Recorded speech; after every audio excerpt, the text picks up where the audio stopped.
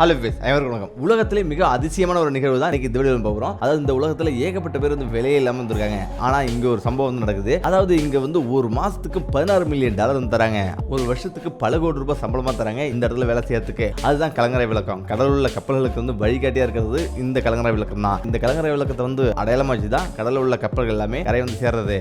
ஆனா அப்படி ஒரு கலங்கரை விளக்கம் வந்து ஒரு நாட்டில் வந்து இருக்குது. இது வந்து அதுவும் கடலுக்கு நடுவில் வந்து கட்டிருக்காங்க. ஸ்காட்லாந்து பக்கத்தில் உள்ள ஒரு கடல் உள்ளதான் இந்த கலங்கரை விளக்கம். அங்க சேர்ந்த கடற்கரை பகுதிக்கு பக்கத்தில் உள்ளதுதான் இந்த இடம். 1807 இருந்து 1810 ஆண்டுக்குள்ள கட்டி முடிக்கப்பட்டது தான் இந்த லைட் ஹவுஸ், இந்த கலங்கரை விளக்கம். அதாவது இந்த ஆண்டுல இருந்து 200 ஆண்டுகளுக்கு முன்னாடி கட்டப்பட்டது தான் இது. அதுவும் 1813 வருஷம் இந்த கலங்கரை விளக்கம் வந்து செயல்பட ஆரம்பிச்சிருக்கு. இது ஆர்மோ துறைமுகத்துக்கு வரும் கப்பல்களுக்கு வழிகாட்டுறதுக்கு தான் இந்த கலங்கரை விளக்கம் கட்டப்பட்டது.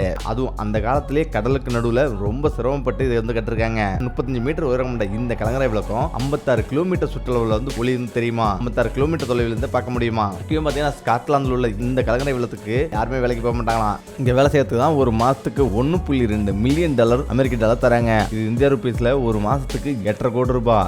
இதுவே வந்து ஒரு வருஷத்துக்கு 16 மில்லியன் கிட்டத்தட்ட வந்து சம்பளமா தராங்க. ஆனா அவ்வளவு சம்பளம் தந்து இங்க யாருமே வேலைக்கு போறது இல்லையா? அதுக்கு முக்கிய காரணம் என்னன்னா நடுக்கடல்ல இது தனியா வந்து இருக்குதான். அது மட்டும் கிடையாது, நடு சென்டர்ல வந்து இருக்குதான். இங்க இன்னொரு காரணமும் வந்து இருக்குது. திடீர்னு வந்து மிகப்பெரிய ஒரு அலைகள்லாம் வந்து எழுமா. அந்த அலைகள்ல வந்து நம்ம வந்து என்ன ஆகும் ஏதாவும் எதுவுமே தெரியாதான். ஆனா ஏதாவது பிரச்சனை அப்படின்னா அந்த பிரச்சனை எல்லாம் முடிஞ்சு மறுநாள் வந்து ஹெலிகாப்டர் வரும்போது உங்களுக்கு தெரியுமா இங்க என்ன அன்றாட வேலை அப்படின்னா காலைல வந்து எழுந்திருக்கலாம், பல் துலக்கலாம், ஜாலியா சுத்தி வரலாம், இந்த மீன் முடிக்கலாம். நீங்க வந்து என்ன நினைக்கிறீங்களோ அது எல்லாமே செய்யலாம். ஒரு சில நேரங்கள்ல அந்த லைட் இருக்குங்களா, அந்த லைட் வந்து அமையுமா, அந்த லைட் வந்து கரெக்டா வந்து அமைய நேரத்தில் நீங்க வந்து ஆன் பண்ணிட்டு திரும்ப போய் படுத்துட்டா விட போதும். அதாவது நாள் முழுவதும் வந்து வேலையே கிடையாது. அந்த லைட் எப்பெல்லாம் வந்து அமையுதோ அப்பெல்லாம் வந்து ஆன் பண்ணிட்டா போதும். அப்படியான ஒரு வேலை தான் இந்த வேலை. சாப்பாடுலாம் என்ன பண்ணுவாங்க கேட்டா ஒவ்வொரு நாளைக்கு சாப்பாடு வந்து ஹெலிகாப்டர்லயே கொண்டாந்து கொடுத்துட்டு போயிடுவாங்க. பிரச்சனை ஏற்படுது அப்படின்னா தான் மிகப்பெரிய பிரச்சனையை நம்ம சந்திக்கிற மாதிரி இருக்கும். அதாவது மிகப்பெரிய அலைகள்ல வந்து சில நேரம் மூழ்கிற மாதிரி கூட வந்து வரும். ஆனா அப்படிலாம் வந்து ஏற்பட்டுச்சுன்னா என்ன பண்றது அப்படின்னு கேட்டீங்கன்னா அங்கதான் பிரச்சனையே வந்து இருக்குது. அதை இறந்து போன பிறகு மறுநாள் தான் வந்து நம்மள வந்து தேடி பார்ப்பாங்களாம். இப்படி ஒரு ரிஸ்க் இருக்கிறதால தான் இங்க வந்து யாருமே வேலைக்கு போறது இல்லையா. முக்கியமா இந்த கலங்கரை விளக்கம் பாத்தீங்கன்னா உலகத்துல கடல் பயணங்கள் எப்ப ஆரம்பிச்சதோ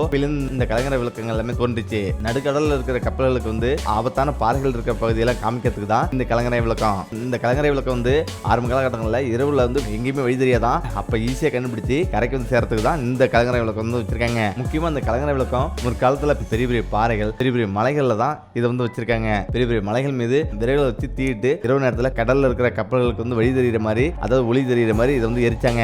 காலம் போக போக இது வந்து மாற்றப்பட்டது. அதாவது ஒரு சின்ன ஒரு கோபுரம் மாதிரி செஞ்சு கோபுரத்து மேல வந்து ஒரு பெரிய ஒரு சட்டியில நெருப்பு வந்து எரிவிட்டாங்க. அப்புறம் காலங்கள் மாற மாற தான் வந்து இந்த மாதிரி பெரிய பெரிய கலங்கரை விளக்கம் தான் தோன்ற ஆரம்பிச்சிச்சு. அதாவது இந்த முறை எல்லாமே 1800 இந்த மாதிரி மலைகள்லயும் பாறைகள்லயும் வந்து வச்சு எரிச்சிட்டு இருந்தாங்க. ஆனா 1800க்கு பிறகுதான் இந்த கலங்கரை விளக்கத்தை கட்ட ஆரம்பிச்சாங்க. ஆனா இதுக்கு முன்னாடி எகிப்துல மிகப்பெரிய அளவுல, அதாவது கிமு 280 வருஷத்திலே இந்த கலங்கரை விளக்கத்தை கட்ட ஆரம்பிச்சாங்க. 443 அடி உயரத்துல இவங்க வந்து கட்டிருக்காங்க. அதாவது அந்த காலத்திலேயே மிகப்பெரிய அளவுல கலங்கரை விளக்கம் இருக்கிறது எகிப்துல மட்டும்தான். சென்னையில 1796 வருஷம் தான் இங்க கலங்கரை விளக்கம் வந்து கட்டப்பட்டது. தற்போது ஜெயின் ஜார்ஜ் கோட்டையில் தான் இது இருந்ததுதான். அதுவும் மொட்டை மாடியில் வந்து அமைச்சிருக்காங்க.